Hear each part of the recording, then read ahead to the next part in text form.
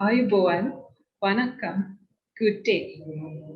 Welcome to the launch of the Sinhala, Tamil, and English versions of the documentary Stepping Without Fear, produced by the Sri Lanka Campaign to Ban Landmines, or SLCBL. I am Nilasi Liyanage, the Youth Coordinator of SLCBL and the moderator for today. It's good to see an international audience joining us today from every continent of the world.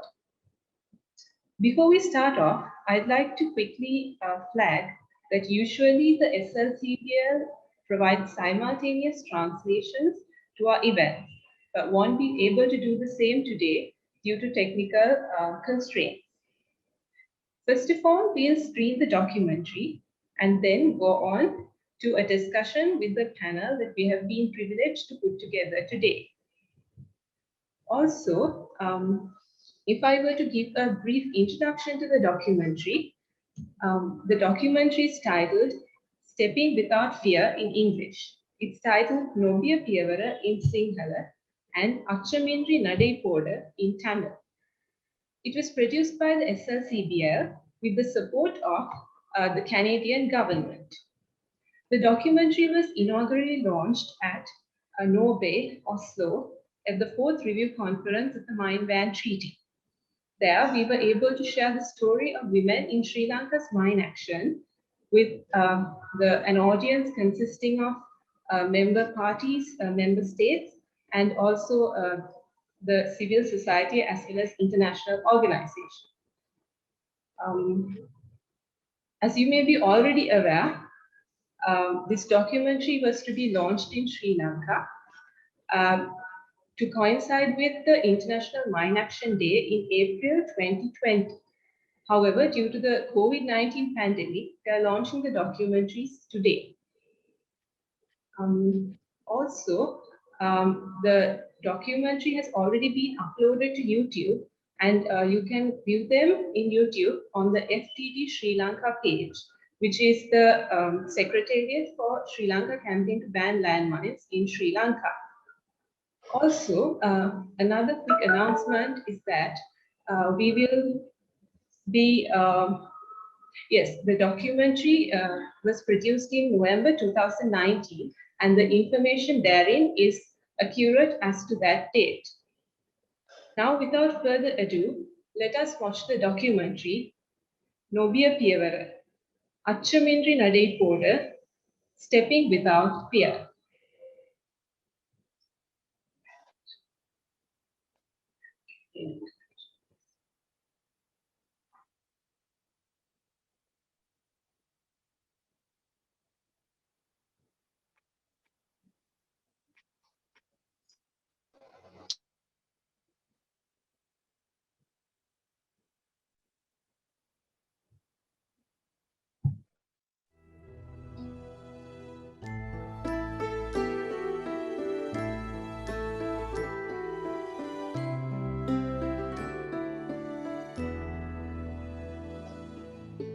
The war between the government security forces and the Liberation Tigers of Tamil Eelam, known as the LTTE, which ravaged Sri Lanka for 30 years, ended in 2009.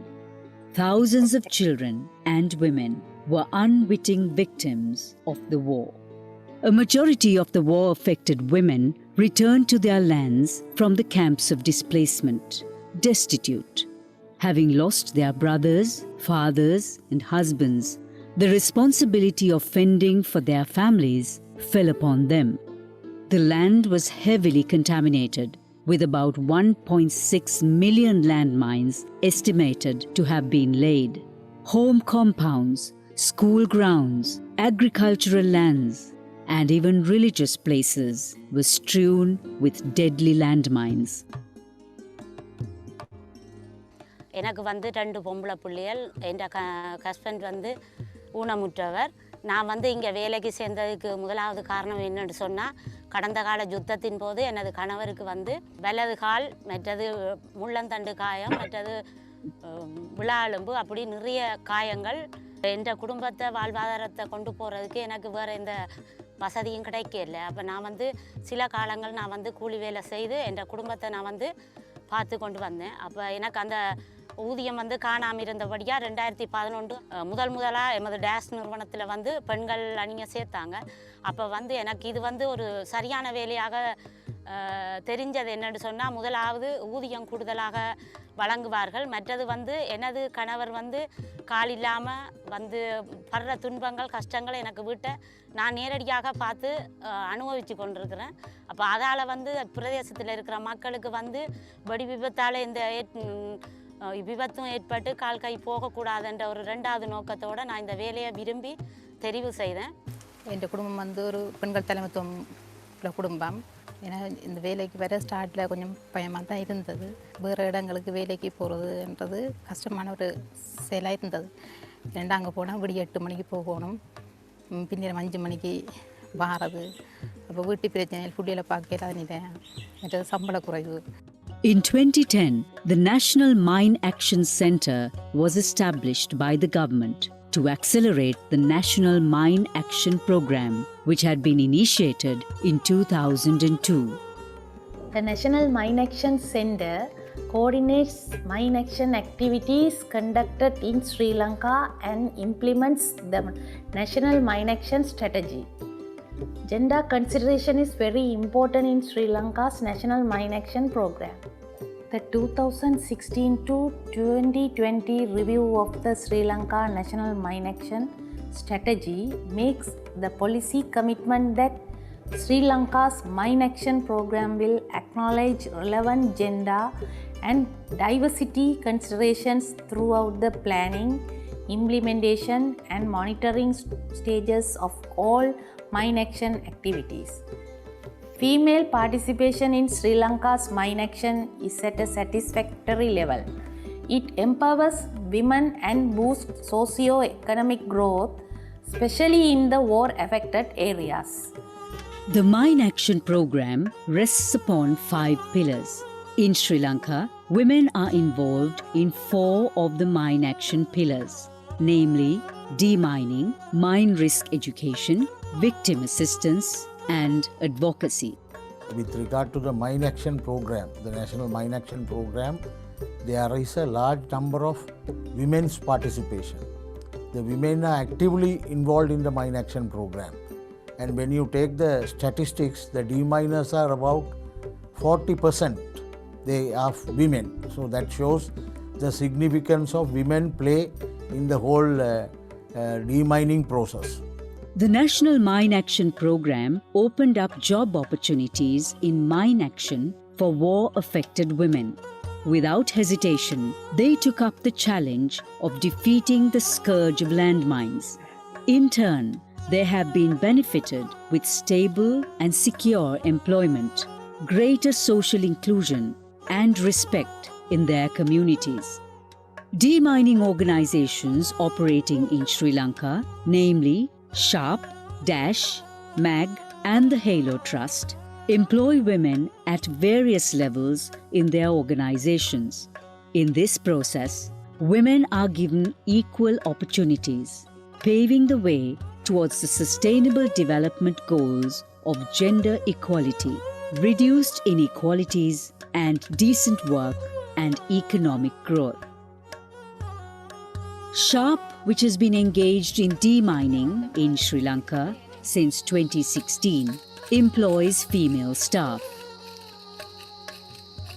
தாரசாலையை வச்சு தான் பிள்ளைகள் 2 பிள்ளைகள், ஒரு ஆள் 7 படிக்குது, ஒரு ஆள் 8 படிக்குது. படிப்பு செலவு தொட்டு மற்றது உடுப்புகள் சாப்பாடுகள் எல்லாமே இதை வச்சு தான் செய்கிறோம். அப்போ என்ன போல் இன்னும் நிறைய இடங்கள்ல வேறு இடங்களில் பெண்கள் தலைமைத்துவம் கொண்ட பிள்ளைகள் வேலை செய்யுது. මේ තමයි අපේ මයින් ෆීල්ඩ් එක. වැඩ කරන වෙලාවේදී හදිසියේ ඉන්සිඩන්ට් එකක් මොනවා හරි වුණා නම් ඒ වෙලාවේදී අපේ රාජකාරිය තමයි අපි එක මෙඩික් කෙනෙක් ඉන්නවා මෙතන CPA එකේ විනාඩියක් ඇතුළත විසිල් 10ක් ගහනවා. එහෙම නැත්නම් මේ රේඩියෝ සෙට් දීලා තියෙනවා. ඒ වගේන් කතා කරනවා. මේ කතා කරලා අපිට දැනුම් දීමක් කරනවා. DASH is a local demining organization which has been in operation since 2002.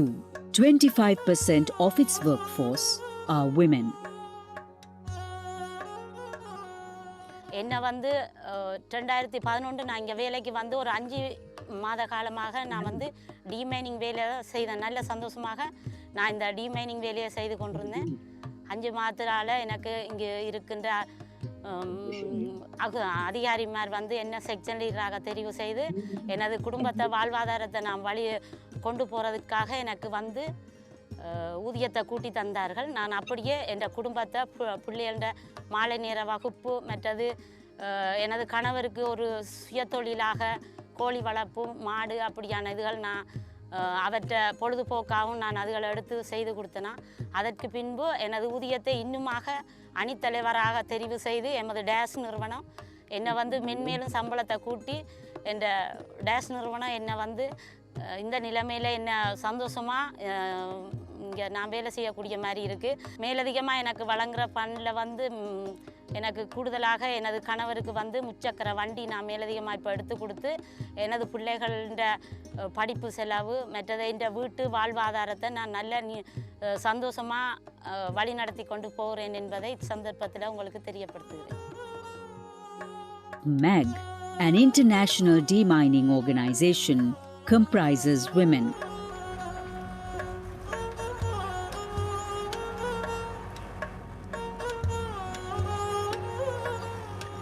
இந்த பாதையானது எமது மெக்கானிக்கல் ப்ரிப்பரேஷன் மூலம் உருவாக்குவோம். மெக்கானிக்கல் ப்ரிப்பரேஷன் ஆனது முதலாவதாக வெஜிடேஷனை ரிமூவல் செய்து அதன் பிற்பாடு 15 சென்டிமீட்டர் ஆழத்தில் கிரவுண்டை இலகுபடுத்தி ஒரு தேடுதல் நடவடிக்கை மேற்கொண்டு செல்லும்.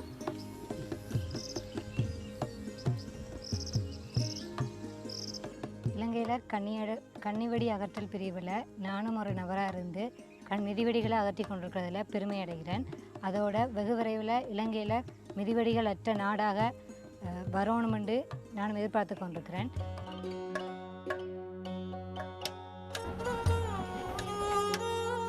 %40 of the staff of the Halo Trust, another international demining organization, are women.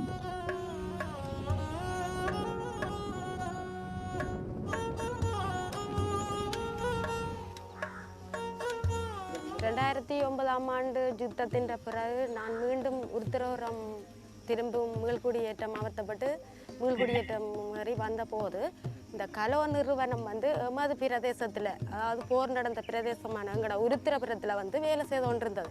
அந்த கலோ நிறுவனத்தில் நானும் ஒரு பணியாளராக பயிற்சி எடுத்து நான் எனது பிரதேசத்திலேயே பயிற்சியை முடித்து எனது பிரதேசம் அதாவது உருத்திரபுரத்திலேயே நான் முதலாவது எனது டிமைனிங்கை நான் ஆரம்பித்தேன். எனக்கு கலோ நிறுவனமானது மிகவும் ஒரு என் கஷ்ட நிலையில் ஒரு நல்ல ஒரு உதவி வழங்கி இருக்கிறது. அது என் வளர்ச்சியானது இந்த கலோவில் நான் அட்லீஸ்ட் ஒரு டிமைனராக இருந்து அடுத்தது 2AC ஆகி மெரிக் டிமைனராகி அடுத்த கட்டம் 2AC ஆகி அதுக்கு பிறகு நான் டாஸ்க் கமாண்டராகி இப்போ நான் கடமையாற்றி கொண்டிருக்கிறேன். Demining is a high-risk occupation. Notably, among the female deminers in Sri Lanka, the mine casualty rate is very low when compared to their male counterparts. This indicates their capability and greater adherence to safety standards and other working guidelines. இப்போ தெல்லிப்பள பகுதி போய் அங்கே இப்போ இந்த விடுபட்ட இடங்கள் நிறைய இருக்குது. அந்த இடங்களில் இந்த மிதிவடி பிரச்சனைகள் இருக்குதா பொதுமக்களுங்களுக்கு ஃபோன் பண்ணி சொன்னவன். The number of landmine casualties in Sri Lanka dropped drastically after the end of the war, mostly due to the highly effective mine risk education program carried out by the Mine Risk Education Organization. Women played a prominent role in imparting mine risk education, especially reaching out to children and women. 2008 ஆண்டு எனது வீட்டிற்கண்மையில் விளையாட சென்ற இடத்தில் தவறுதலாக மிதிவடியில் அகப்பட்டு எனது வலது காலை முழங்காலுக்கு இழந்துவிட்டேன். அப்போது தரம் 8 கல்வி பயின்று வந்தேன். அதன்பின் 16 நாட்கள் யாழ் பொதுனா வைத்தியசாலையில் சிகிச்சை பெற்று 1 மாதத்தின் பின் ஜெய்ப்பூரில் செயற்கைக்கால் பொருத்தினேன். செயற்கைக்கால் பொருத்துவதற்கு முன்பே எனது கல்வியை தொடர்ந்து OL வரை படித்து அதன்பின் கணனி ஆங்கிலம் போன்ற 6 மாத கோர்ஸ் படித்து அதனை அடுத்து சில வருடத்திற்கு பின் சொன் நிறுவனத்தில் மூலம் எம்ஆர்இ ப்ராஜெக்ட் பற்றி படித்து ஆங்கிலம் மற்றும் கணனி போன்ற பாடங்களை பயின்று வருகின்றேன். இதன் மூலம் நான் கவனத்தில் கொண்டு செல்லப் போவது, இனியும் என்னை போன்று வேறு மனிதர்கள் இவ்வாறான அபாயங்களில் சிக்காதிருப்பதற்கு ஒரு விழிப்புணர்வை ஊட்டும் விதமாக மற்றவர்களுக்கு ஒரு உதாரணமாக இருந்து கொள்வேன். Victim assistance, a crucial aspect of mine action in Sri Lanka, requires increased attention and support from the government and the international donor community. The Jaffna Jaipur Centre for Disability Rehabilitation is the major service providing organisation in the north for landmine victims. From its inception, this non-governmental charity organisation has been headed by women. Currently, it is steered by a director board comprising 80% women. This centre was started in 1987. That's the time when the lot of young people were getting injured due to the war, and they had problems going to Colombo to get the limbs fitted because the travelling was hazardous and they couldn't find room accommodation in Colombo, and the language was a problem. So at the time the Norwegian government, the Ceylon government and lot of well-wishers helped us to start it, and the people who started was the Mothers Front. All ladies joined together, and with this help we started it. We do, in addition to fitting the limbs for these victims, we do physiotherapy for the limbs fitted. We try our best to make them employed. Then school children, we help them to find finances for the schooling. And also counseling is done for the people who are victims, because most of them are depressed. I have been chairman for the last 2 decades, and the dedicated staff, so there are 28 people, and out of them 9 of them are disabled, and that helps them to understand the state of the victims. Advocacy related to mine action in Sri Lanka has been hailed as a success story. The solidarity shown by Sri Lanka with these states by joining the convention and its onerous approach to dealing with the contamination is a demonstration, or serious approach to dealing with contamination is a demonstration of its leadership in disarmament in the region. I must here at this juncture recognize the incredible efforts and hard work of the Sri Lankan ICBL.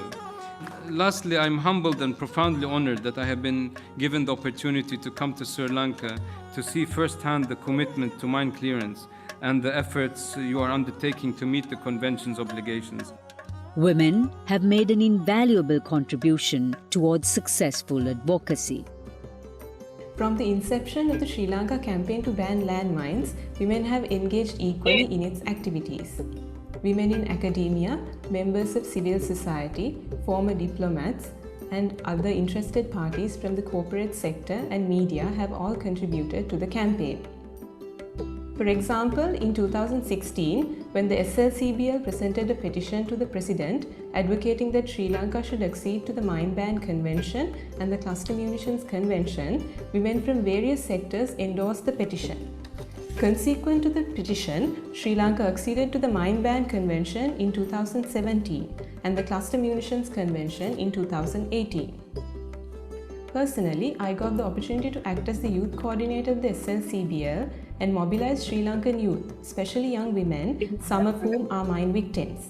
Their work with the local communities includes mine action publications such as book chapters, journals, and contributions to national newspapers, as well as engaging with mine action stakeholders, particularly the government of Sri Lanka, on advocacy-related objectives. In 2017, with the support of Mines Action Canada, I was able to attend the 16th State Party meeting at the Mine Ban Convention and, delivering the youth statement there, urged government representatives to accede and adhere to the convention. This year, myself and 2 other young women campaigners from SLCBL will attend the Youth Forum at the 4th Review Conference of the Convention. We hope that engaging with the international humanitarian disarmament community there will be a valuable experience for us to lead the local campaign activities. எமது பிரதேசத்தில் வந்து யுத்த காலத்துக்கு பின்னர் மக்கள் குடியேற்றம் வந்து குறைவாக இருந்ததனால எமது முன்பள்ளிக்கு மாணவர்களும் குறைவாக காணப்பட்டது.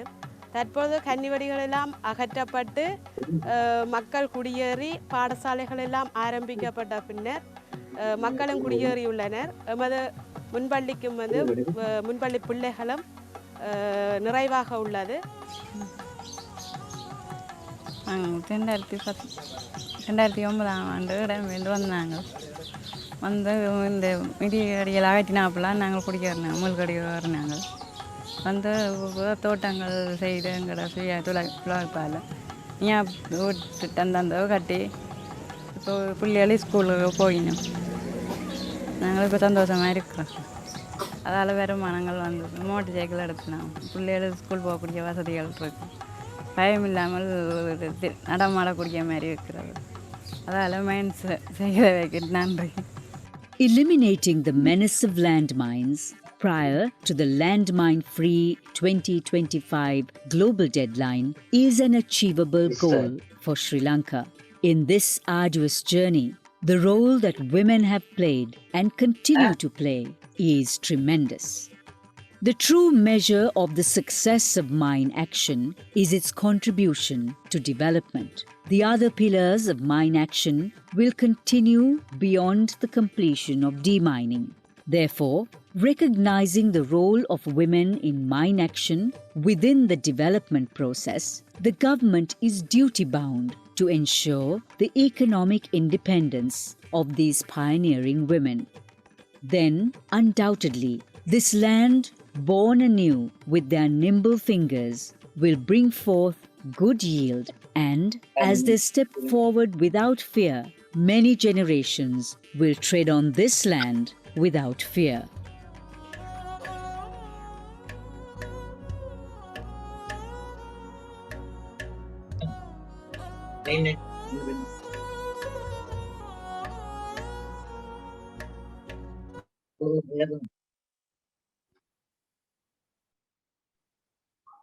Hope the documentary gave you a better insight into the lives and work of women in Sri Lanka's mine action. To start off the discussion, I would like to first invite His Excellency David Mackinnon, the Canadian High Commissioner to Sri Lanka, to deliver the opening remarks. Your Excellency. Oh, thank you. Thank you very much. And thanks to SLCBL for inviting me along this evening. I'm really actually very glad to get a chance to see the documentary because I certainly knew about it and we'd supported it being shown in Oslo in 2019, but I'd not had a chance to see it yet. So very pleased and to see a few familiar places and quite a number of familiar faces in it. It's great to see in it, and I'm glad the way that it ends on an upbeat note. Because I think that's really an integral part of the campaign to ban landmines. Of course, for Canada, I mean, this is particular significance to us, not only for our support in Sri Lanka over the years, but also the fact that since 1997, the banning of landmines has been associated with Ottawa, the Canadian capital, and the Ottawa Treaty being the short form for it. So I'm really happy to participate today. And it also fits that this kicks off our International Development Week in Canada, and given the role that our development assistance has played around the world in this, very happy about that. But I think I can tell you that, I mean, after I've now been in Sri Lanka about 3.5 years, and I know how critical demining is to peace and security in the post-conflict areas in the country. It's also, it's fundamental to resettlement and ultimately to reconciliation as well. And it certainly supports economic recovery and livelihoods. And we heard a bit of that in the documentary. Deminers' work is both painstaking and heroic. And for some reason, I'm not surprised to find out there's such a difference between men and women and their how they well, their attention to detail makes the women, shall we say, much more successful demining without injury than for the men. And I've seen firsthand the challenges that the deminers face, women and men, and stepping out into the heat and all that equipment, and I've seen that concentration and meticulous care that's crucial to successful demining. So I really admire the bravery and dedication of all these Sri Lankan women and men who've been involved in this. And women's participation in demining efforts is all the more notable given the other barriers that they face to employment and training opportunities and so on. And many are survivors or widowers, mothers who really inherited these tasks from the war. And I'm really pleased that Canada has been able to support this project to showcase that work and to honor their contribution. And I think it's important to thank the women who opened up their homes and their lives and agreed to share their stories with us all. This event was also an occasion to celebrate the considerable collective achievements undertaken by many of the organizations participating in the panel this evening. So much has been done in a relatively short period. Canada is proud to have contributed about $8 million in mine action to Sri Lanka and to be supporting the final push towards a landmine-free country.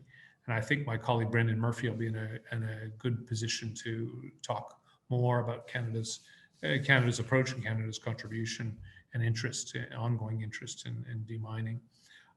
But with that, I want to thank you for allowing me to say a few words this evening, even if it's on Zoom. But I then will gladly pass over the floor to those much more knowledgeable than me and on the panel to have a discussion this evening. But thank you.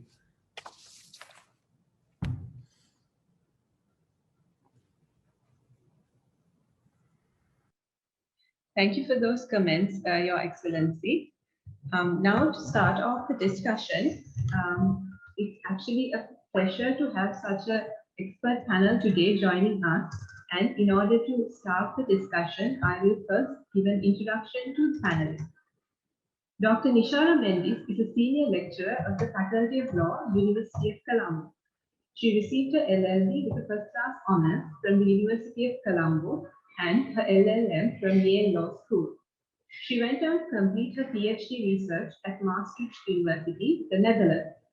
She currently teaches and is a research advisor for public international law, international humanitarian law, law of the sea, and human rights. Brendan Murphy is the Deputy Director of Non-Proliferation and Disarmament of the Government of Canada.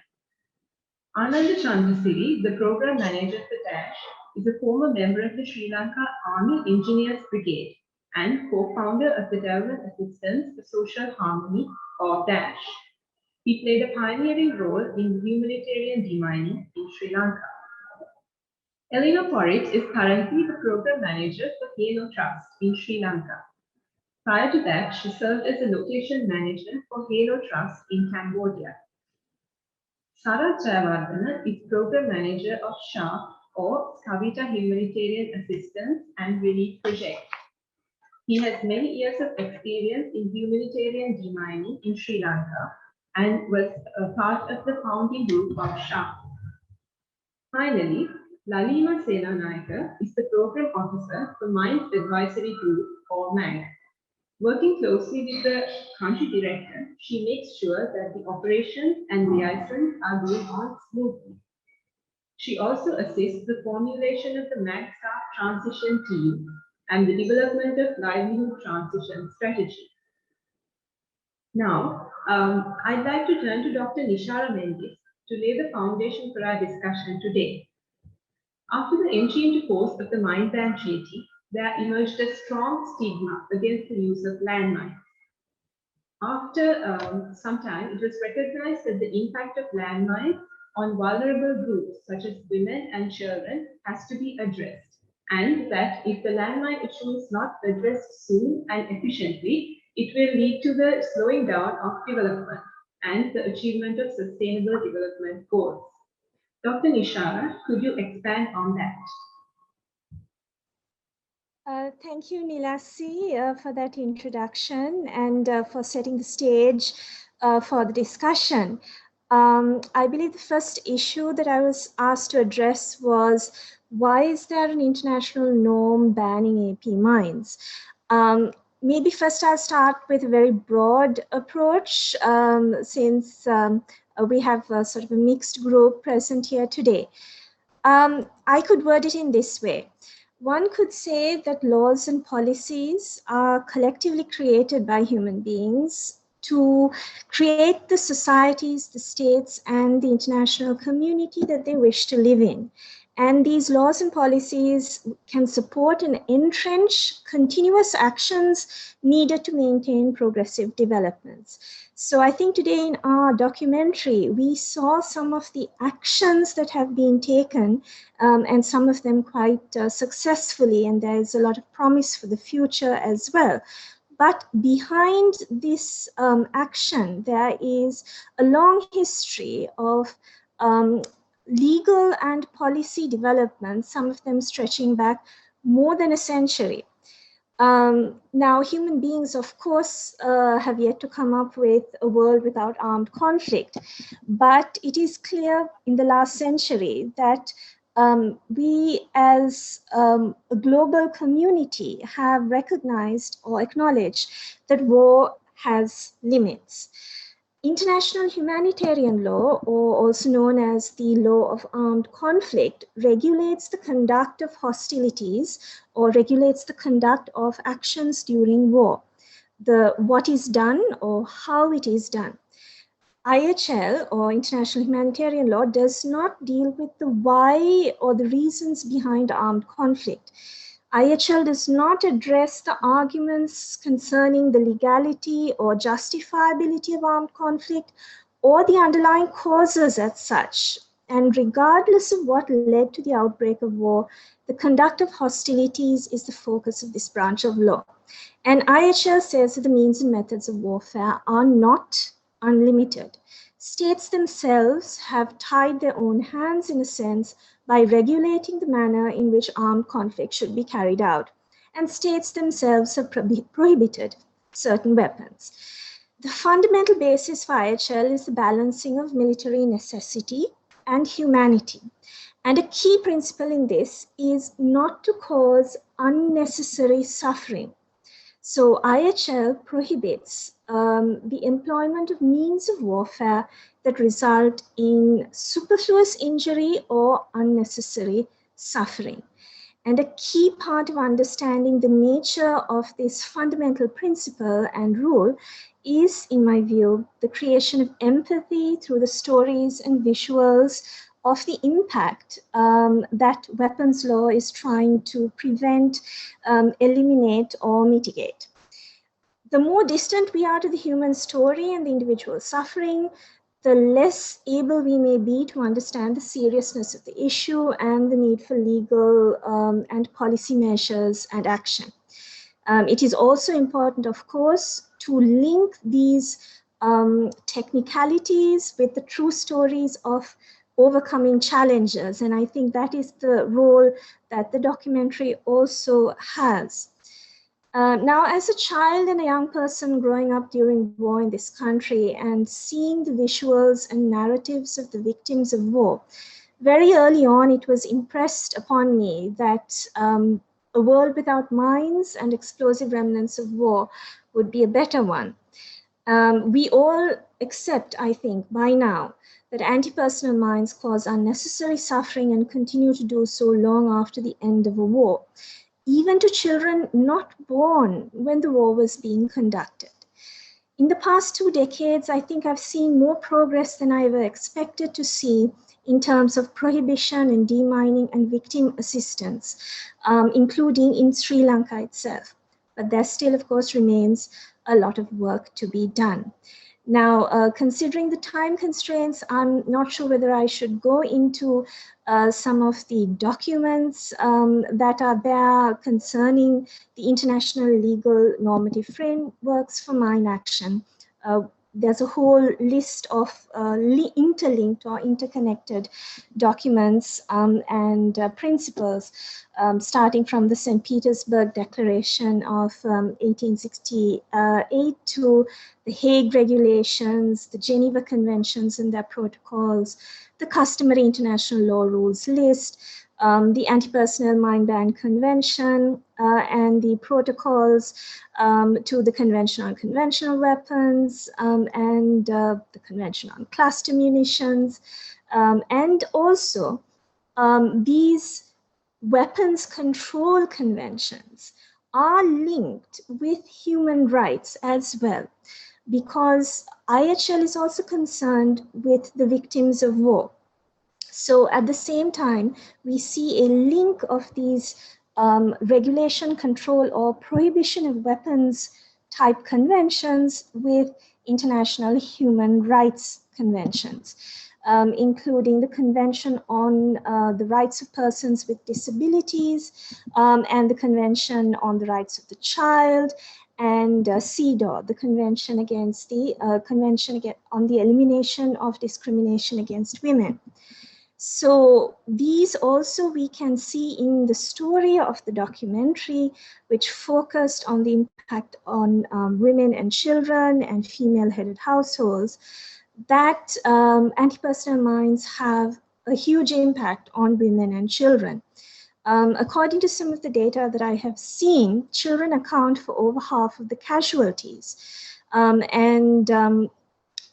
Quite some time back, more than 20, 30 years ago, actually perhaps even to the time of the Beijing Platform for Action on Women in 1995, there was a recognition that women and children are particularly affected by indiscriminate use of anti-personnel landmines, and that this risk continues into the post-armed conflict context as well.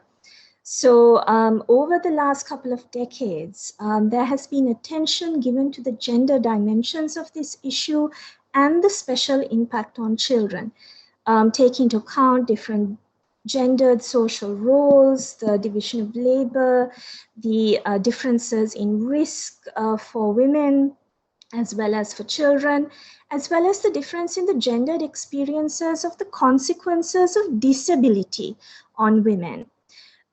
So taking this into account, mine action policies, I think, have developed a great deal, and particularly in the last 10 years or so. You also saw in the documentary something very important, which is education on existing mine risks as a vital part of state responsibility concerning demining, and something that has been made more and more clear in recent years. And there's also, as you can see, an angle on a focus on disability, whether disability has an impact, a negative impact on education for children and young people, whether there is a negative impact on livelihood, standard of living, and so forth. So in all of this, you can see that a well-structured approach deals with a large number of issues, including human rights, including rights of women and rights of children. And we can see that there has been an effort to integrate and involve women in all the pillars of mine action, except for stockpile destruction, as I noted. Now, this documentary, I think, will engage interest of a lot of young people. It's something that I would like to share with my students so that they get an idea of not just weapons control, but also the development aspect and the gender aspect of this whole mine action program in a country like Sri Lanka. So to end my comments, I'd like to say that thank you for giving me the opportunity to say a few words, and congratulations on the launch of this very interesting documentary, which I think as part of the whole education and advocacy is a very useful tool, as we can all see. Thank you.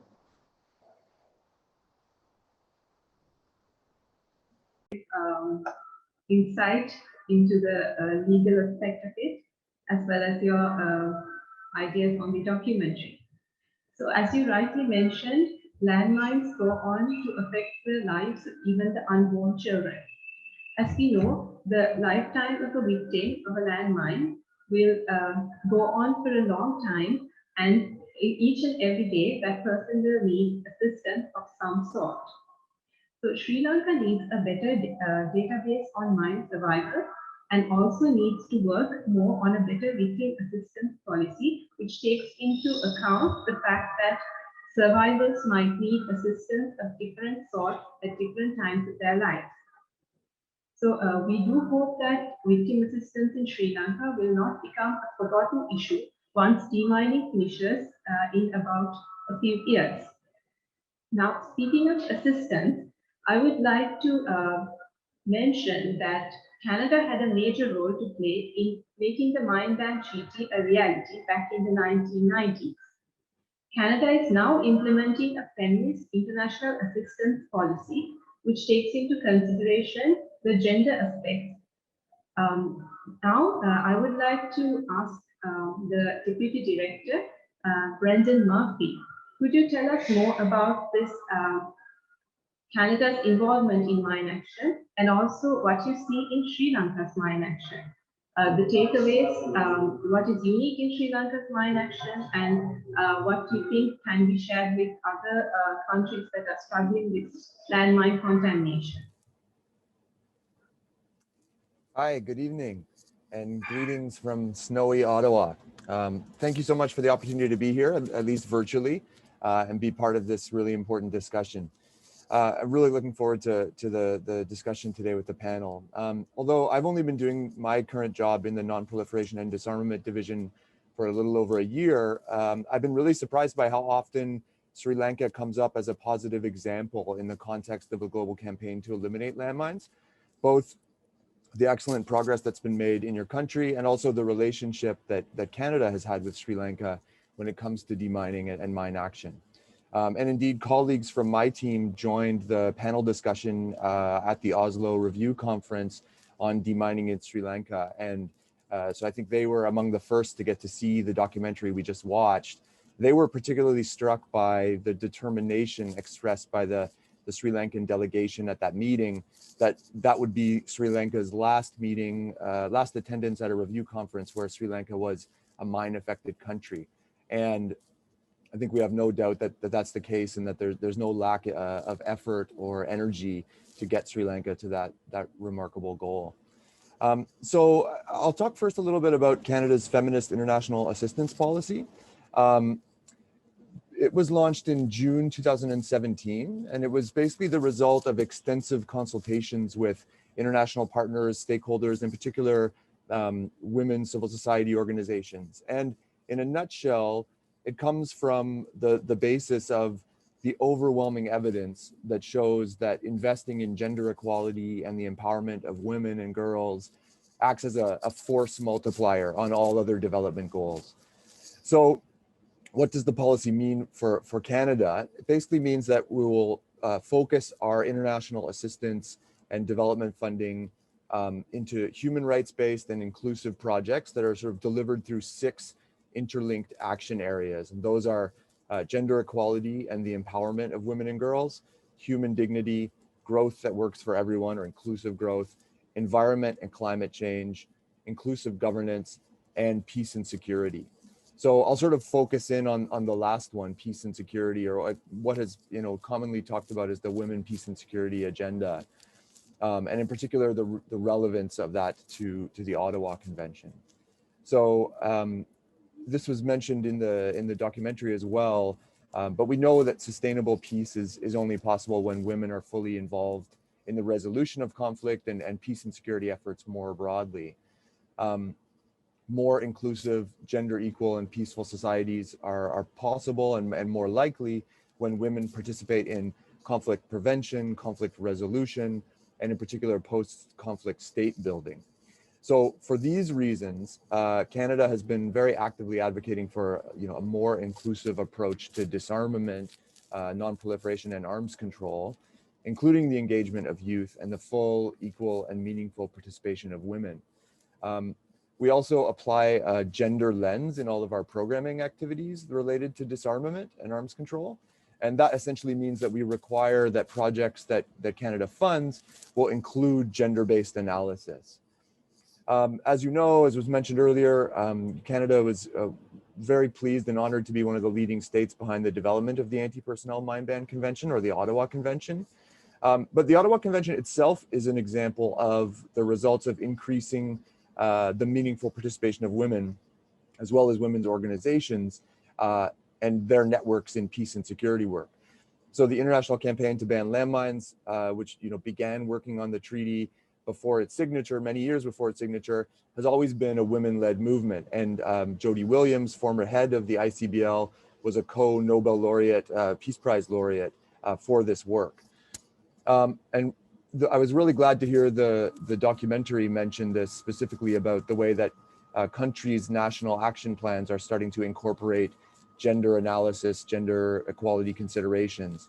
The convention itself, of course, isn't explicitly gender sensitive, but similarly to the way that countries are incorporating gender considerations into their action plans, the 5-year action plan set for the Ottawa Convention member states at each review conference have also begun to address this and incorporate gender.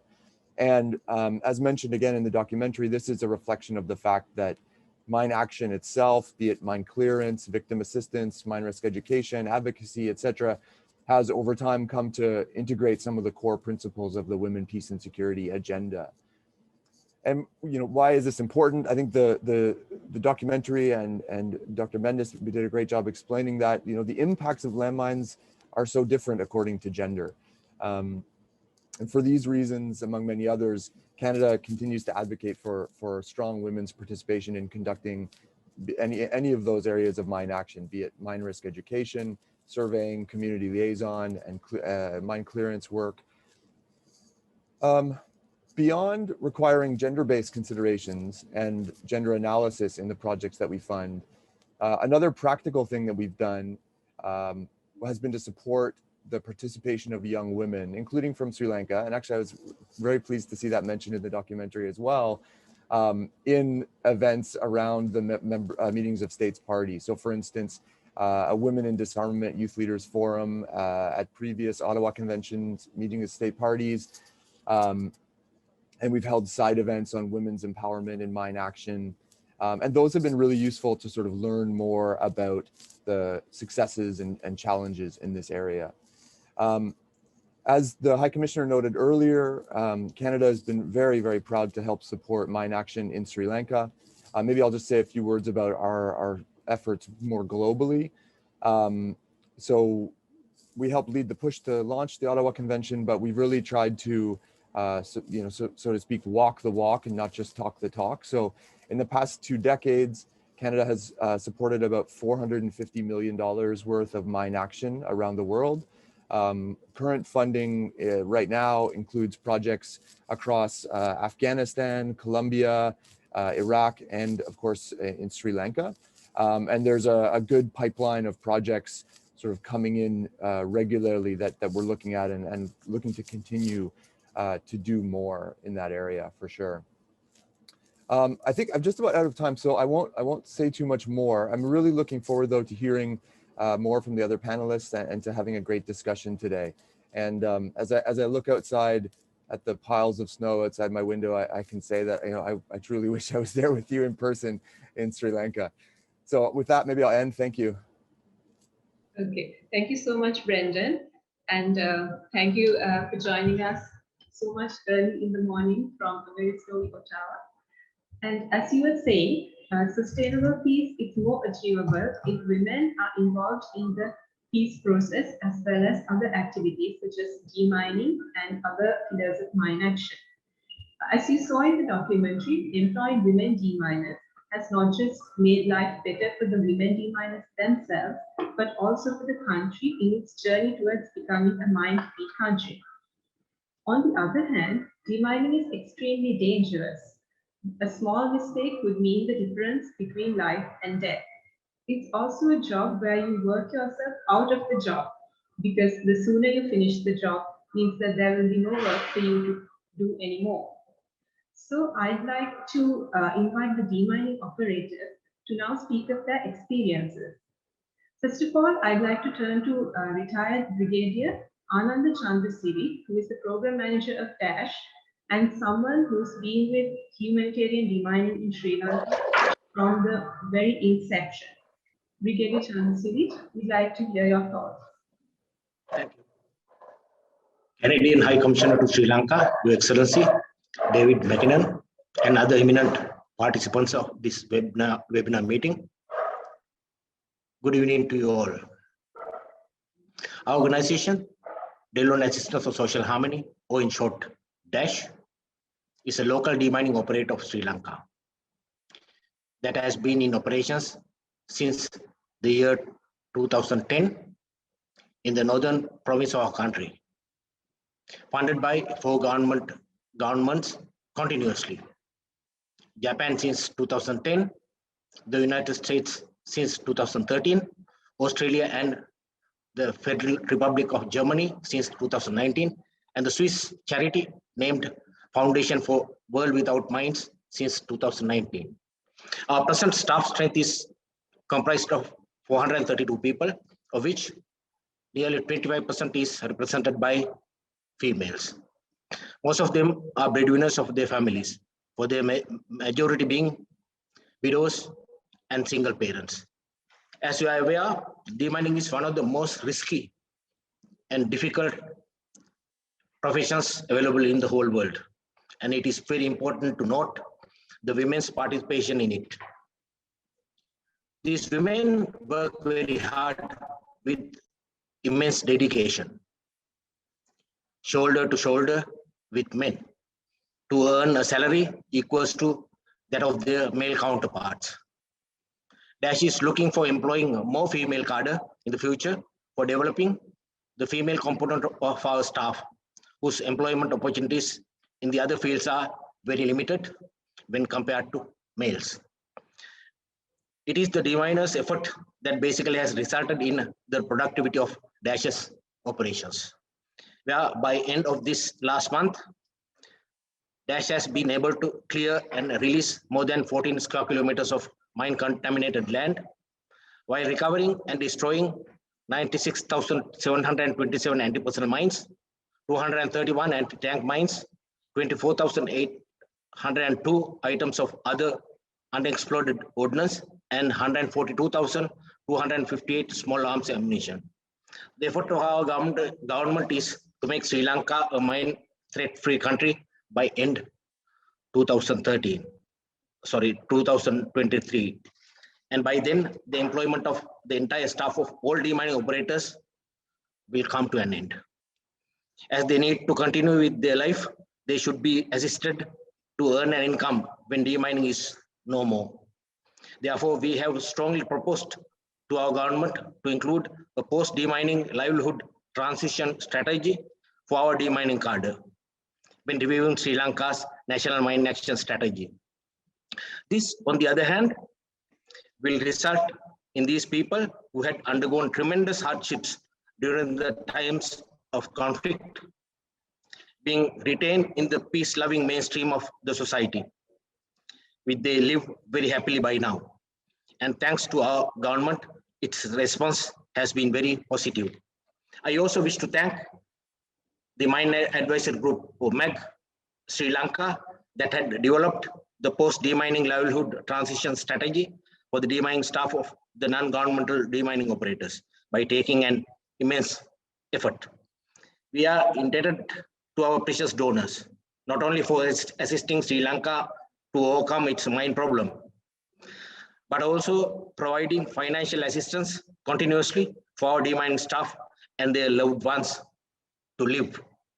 Finally, I am grateful to Vidya, Abhigunathan, and Nilasi Lianage for taking initiative to arrange this very important meeting. Thank you very much. Thank you, Brigadier. Now, I would like to turn to Elena Porritt, who is the Program Manager for Halo Trust, She herself is an inspiring woman in Mind Action. And Elinor, how has your work been in Sri Lanka so far? Hi, hello everyone. Firstly, thank you so much, Lassie, for organising that and for all the contributors today. And it's fantastic to hear of the Canadian government's planned continued involvement in mine action in Sri Lanka and across the world. So as you will have seen in that video, Halo Trust Sri Lanka, we are 40% of our employees are female, and we hope that that will be reaching 50% within the next few months or years. I think as other panelists have spoken about, obviously peace and security and female involvement in the demining world is incredibly important, but another aspect is of course their role in this with stable employment and what they can then provide for their communities and their families, not only financially, but also as role models, and for young women to see, you know, their mothers, their daughters, their sisters coming up through the ranks and really achieving and getting that confidence in themselves. And that's something that in Halo we really try to emphasise with our female deminers. It's not easy to be a deminer, and it's also not easy to go up through the ranks, as it were, and become a manager and be in charge of, you know, 30 deminers in a minefield. So for us, providing support as employers to our female deminers and giving them those opportunities to succeed is also an incredibly important part of our work, which then, you know, once their work in Halo is done, will continue to bring benefits to those communities. I think, you know, my kind of experience both in kind of Cambodia and Sri Lanka is one, it's very positive in terms of how we employ female deminers, but we mustn't underestimate the challenge for people. Sometimes there can be quite a lot of pressure from their communities and from their families. It's seen as man's work, and we really need to think about that and not underestimate the achievements. So for example, on Saturday, I was with one of our female task commanders who is in charge of 30 deminers in quite a complicated minefield, and walking around with her, she spent 10 years in Halo, and she is incredibly confident and competent and is able to lead and direct people. But we must realise that isn't always the normal, and that takes a long time to get women to that point. And we feel very fortunate through our support from donors to be able to offer those opportunities for women going forward. As Ananda has talked about, the transition strategy and what happens when Sri Lanka reach kind of landmine-free status is going to be very important. And that's something that all operators are looking at and working at together in conjunction with the National Mine Action Centre and our donors to ensure that women can continue to exceed when their work in demining is done. And that is something we are really starting to focus on. We don't want to lose the progress that's been made. Only 27% of employment in Northern Province is female. We want to see that get up to the 40 and 50% when our work here is done. And that's something that we will be really focusing on as an organisation and as a sector. So I think I'd just like to end with, we have seen huge amounts of progress for female employment within the demining sector. There is more to do, but there is always more to do. But I think the importance and the benefits of female employment has been proven and continues to be proven. And we're really excited to be part of you know, making that even better with the rest of the sector. So yeah, thank you to everyone today. It's really good to be discussing this, and you know, this is something we are continuing to strive to work on. Thank you, Elinor. As you said, there's always more to be done, but I think we can also congratulate ourselves on what has been done so far. Now I'd like to invite retired Lieutenant Colonel Sarath Jayawardena, the Program Manager for SHA, who, having dedicated a good part of his life to humanitarian demining in Sri Lanka, has a very intimate knowledge of Sri Lanka's mine action in terms of demining. Sarath Jayawardena, what do you think about the issues that we were speaking so far?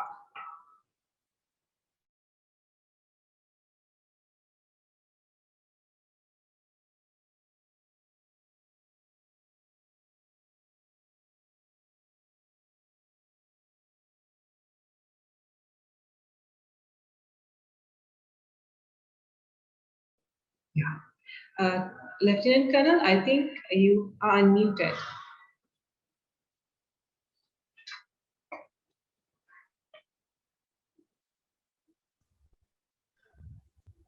Sorry about that. Yes, I was. Good evening once again. Thank you very much, Nilasi. Good evening, Your Excellency, the High Commissioner for Canada in Sri Lanka, and all the other distinguished guests of the panel and viewers.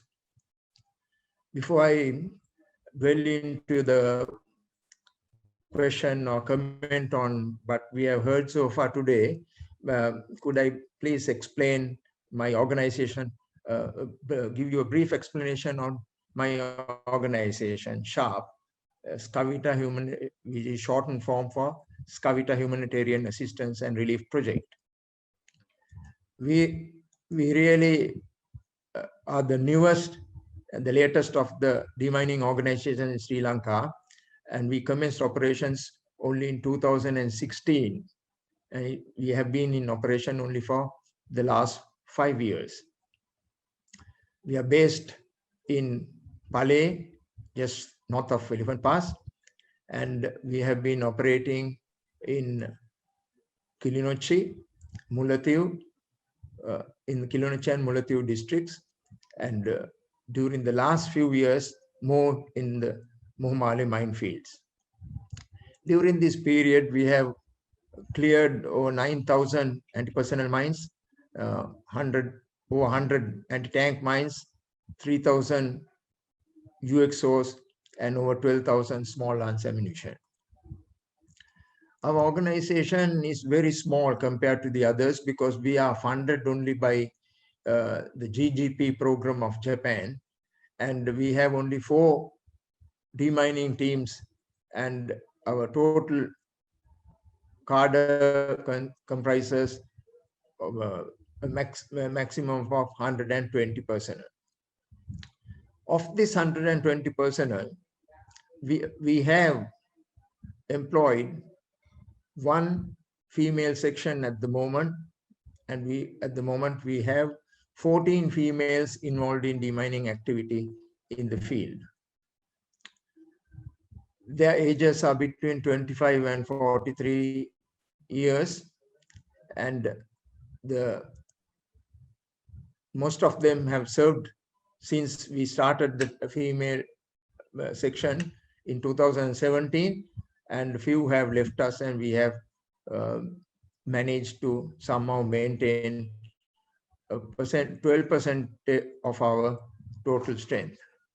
These females are basically resident around our area within a maximum of about 30-kilometer radius, being in Kilinochchi, Vismadi, and Pale. And a few more facts about these females is that, surprisingly, 12 of the females that we have have their own houses, and only 2 live in rented accommodation. All of them are married. Most of their husbands are also employed on other employment and income earning facilities. Of these females cadre that we have found that we have had no problem at all with the cadre up to now, and because it's obviously a very small number of females we have, but we have also found out that we have had a great benefit in having females working with us, because we find that we observe that they are more patient, more meticulous, and more concerned about their own safety. So we have less supervisory needs where the females are concerned, and we have had no particular incidents during the last 3-4 years that we have employed them. We also hope to increase the cadre to maybe to 1 demining team if our projected proposals for an increase of funding from other donors comes true this year. That said, I would now like to say that I like to endorse what the previous speakers have mentioned, anti-personnel mines have been a scourge for the civilian sector, and unlike in conventional war, where the minefields are in battlefields, in this case of in an internal conflict, the minefields are within the areas that people are residents. So there has been a great danger to people who have not participated or not required to participate in the war, and especially the children and the female and the new cadres that are the new generations that are coming up. So basically, I feel that we are doing sort of a very beneficial job to our population and our country, and we hope that in the years to come that we will be able to clear the all aspects of anti-personnel mines in Sri Lanka, and hopefully give our people a better and a freer life.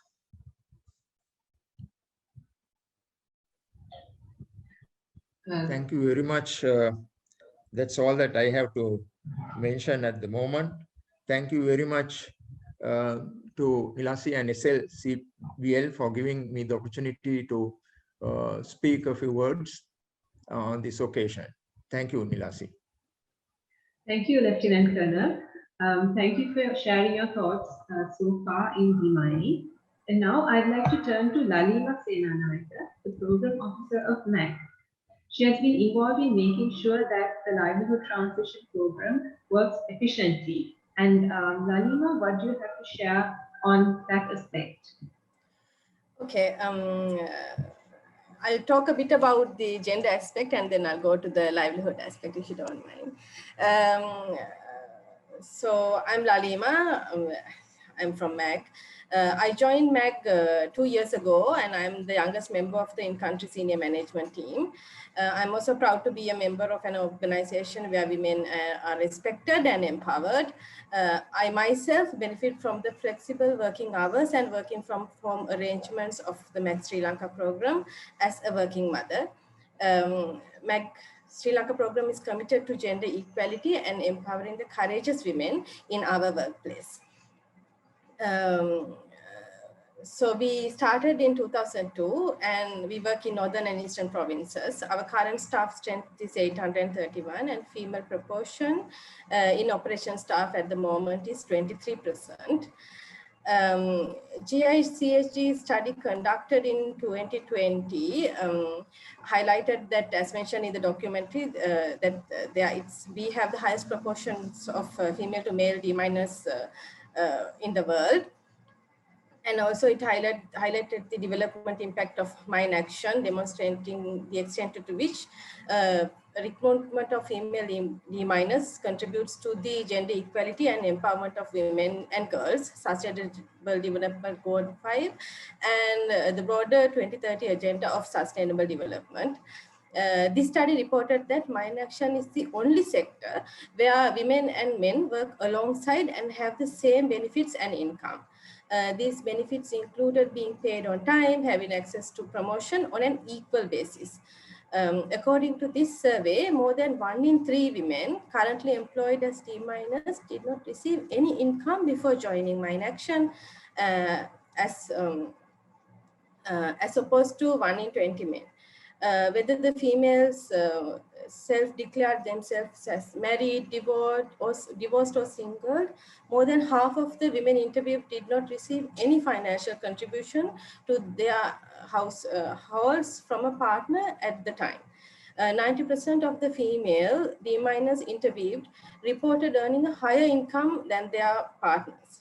Survey showed that even if female D-miners were not the sole income earners of their household, the majority of them were at least the primary providers.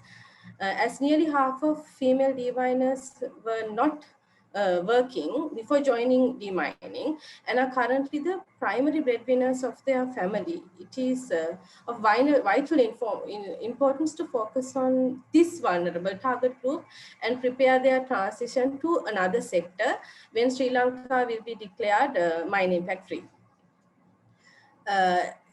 While gender equality is integrated into our internal culture, policies, and practices, and a safeguarding department is in place to prevent and address complaints and issues female staff may encounter in the workplace, women heads of households may still be at risk once Sri Lanka is at risk of the current in a given workplace or in when they live their day-to-day life. So we conducted a livelihood survey among our staff during October to December last year. During this survey, the younger fraction of our female D-miners highlighted that having a safe working environment and working hours aside the salary was one of the main reasons of joining MAG our program, as opposed to the working conditions they experienced in other industries. We provide transportation to all our operation staff. This has contributed to a safe working environment for women where they can work and earn a living, as well as spend time with their families and children after work hours. Sri Lanka has been an example worldwide in the integration of gender mainstreaming and gender empowerment in mine action. As the country approaches the completion of clearance of all non-mine fields, it is essential to prepare for the transition, prioritizing categories at risk. So as of today, MAG employs 161 female field operation staff, including 127 female D-miners. Out of 135 female staff who participated to this survey in November 2020, half of them were in a vulnerable situation as per their marital status, either divorced or separated, widowed or unmarried, who are over 40 years old and or living in a household headed by a woman or an elderly. MAG, with the support and under the guidance of the National Mine Action Center, will strive to support the identified vulnerable women to maximize their chances of a successful livelihood transition for this at-risk group. Thanks again for Sri Lanka campaign to ban landmines to highlight, giving us this opportunity to highlight our livelihood transition strategy development, as well as the success story of women in mine action through your documentary. Thank you. Thank you, Lalima, for sharing those information, especially from those surveys. Now that all our panelists have spoken, I think all the participants might have realized that in Sri Lanka, there has been so much work done with the help of the National Mine Action Center, coordinating with all the stakeholders, including mine risk awareness partners, D-miners, and also the advocacy component. This has led to Sri Lanka to have a good commitment to addressing the landmine issue and also to show ownership, which has led to a lot of the mine-affected communities benefiting and the highly contaminated nature of Sri Lanka slowly decreasing and Sri Lanka becoming a mine risk-free country in a few years to come. However, we must not forget that the victim assistance component still needs attention if we are to make sure that the survivors can lead a successful and empowered life. Once again, I'd like to thank all the panelists. And now, as we have some time left, about 1 minute, I would like to open the floor to the participants. If there's anything that you would like to share, we would like to hear from you, but very briefly.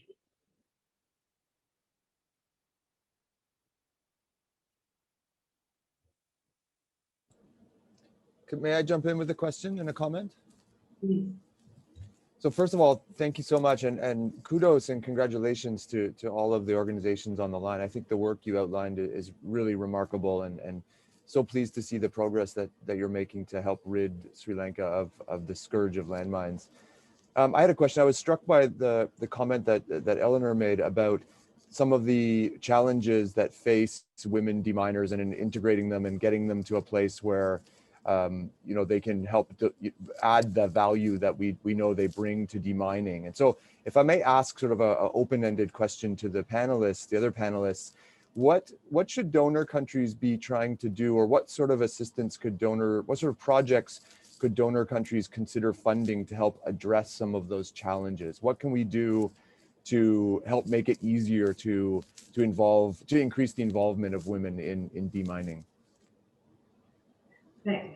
So thank you for that comment. And I would like to mention that we actually were looking for comments on questions, but I would like to put this question to the panel. Would any one of the panelists like to answer this question?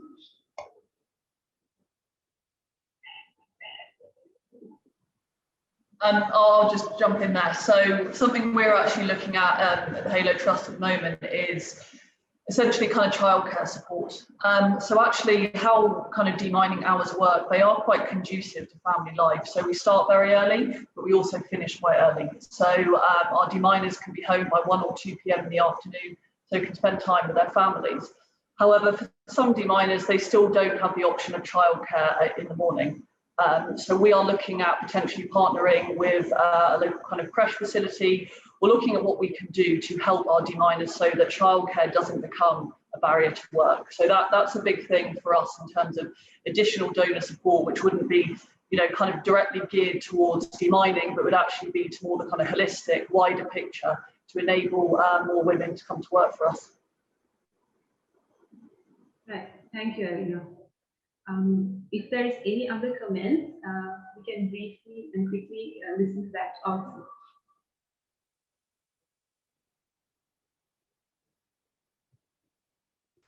Right. Just, oh, sorry.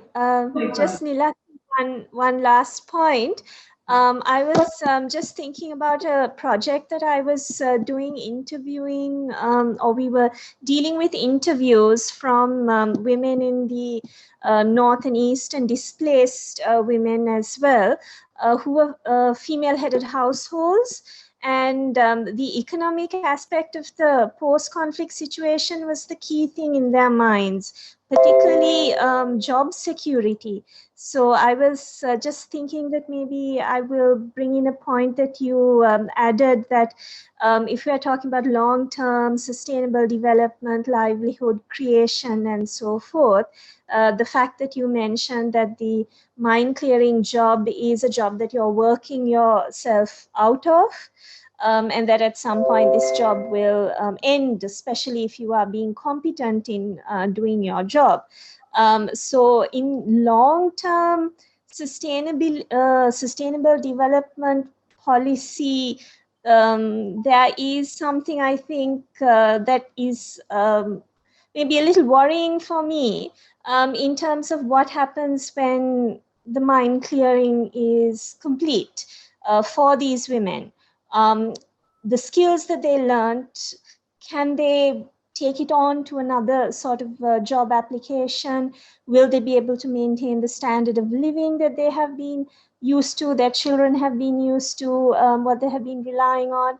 So in terms of long term, I was thinking that is also something, as the programs end, and as the government also is concluding these mine clearing programs, that need to be focused on and raised up. Because I was just thinking of one of the women was talking about her child was in grade 8. And she needs to support her child for many more years, and for the child to complete their education and start earning themselves, and for her for the rest of her life. So I was just thinking whether that could also be something that could be suggested in terms of where to go next.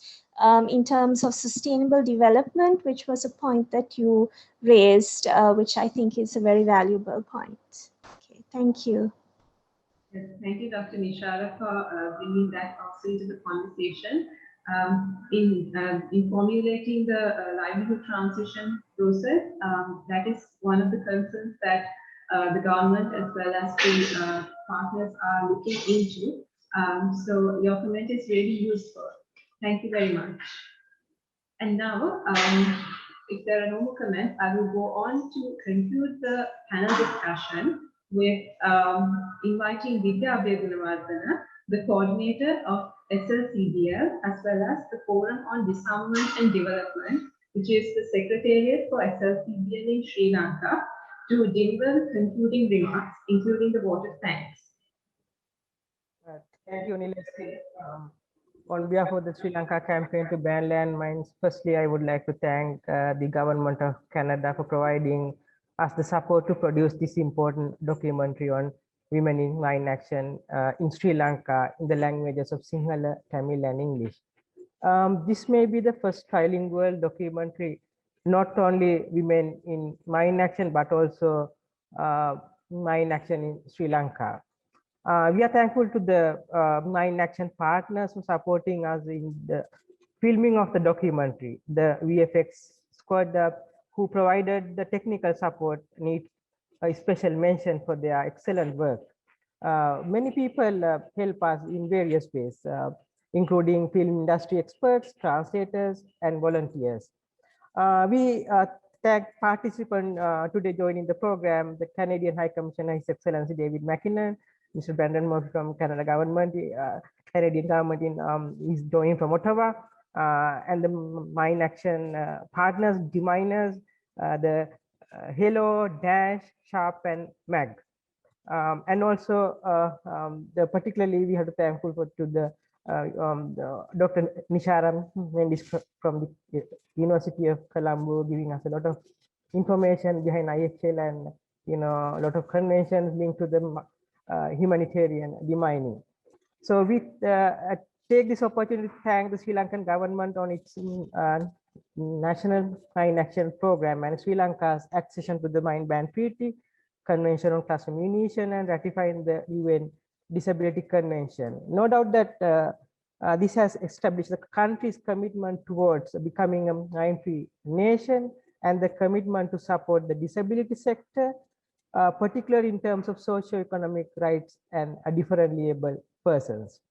We encourage Sri Lanka on the journey to achieving mine-free status well before the global deadline of 2025.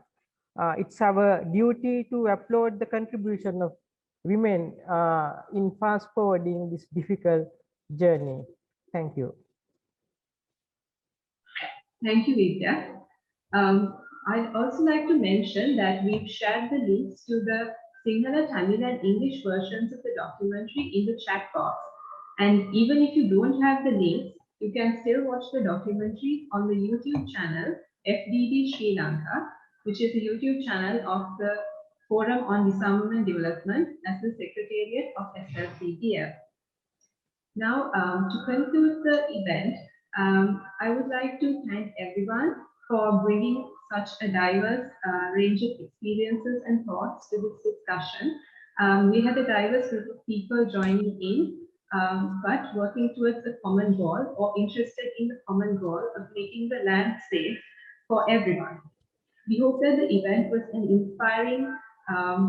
inspiring experience for all of you. And thank you very much for joining with us today. Have a good day. Thank you. Thank you. Thank you. Bye. Thank you.